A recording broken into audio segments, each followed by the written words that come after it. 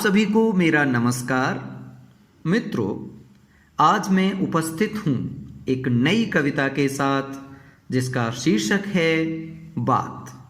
कविता प्रारंभ करूँ उससे पहले कविता के विषय में दो शब्द कहना चाहूँगा। जब कोई किसी से कोई बात कहता है तो उसकी बात का सुनने वाले पर क्या प्रभाव पड़ता है, वह उस पर अमल करता है, विचार करता है तो किस दिशा में आगे बढ़ता है। यदि वह उसकी बात को नहीं समझता है या बात का रूप बदल जाता है तो उसका क्या प्रभाव पड़ता है। इन्हीं सब बातों के उत्तर आपको इस कविता के माध्यम से मिलने वाले हैं। तो चलिए प्रारंभ करते हैं कविता जिसका शीर्षक है बात। बात ही तो है जो हमें सम्मान दिलाती है, बात ही तो है जो हमें सम्मान दिलाती है, और बात ही तो है जो लोगों का अपमान कराती है। बात ही तो है जो एक दूसरे को निकट लाती है, और बात ही तो है जो एक दूसरे के बीच अलगाव बढ़ाती है।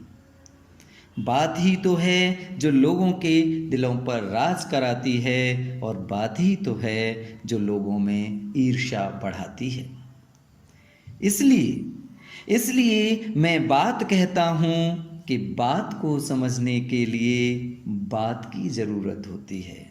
इसलिए मैं बात कहता हूँ कि बात को समझने के लिए बात की ज़रूरत होती है, और जो बात को एक बार में समझ जाते हैं उन्हें आगे बात की ज़रूरत नहीं होती है, और जो बात को एक बार में समझ जाते हैं उन्हें आगे बात की ज़रूरत नहीं होती है। बात को बढ़ाने और बात को घटाने में बात की ज़रूरत होती है। बात को बढ़ाने और बात को घटाने में बात की ज़रूरत होती है। बात से बात बनती है, बात यह एहसास कराती है। बात से बात बनती है, यह एहसास कराती है। बड़ी बड़ी समस्याओं को पल भर में हल कराती है। बड़ी समस्याओं को पल भर में हल कराती है। इसलिए बात को बात रहने दो, बात का बतंगड़ मत बनाओ।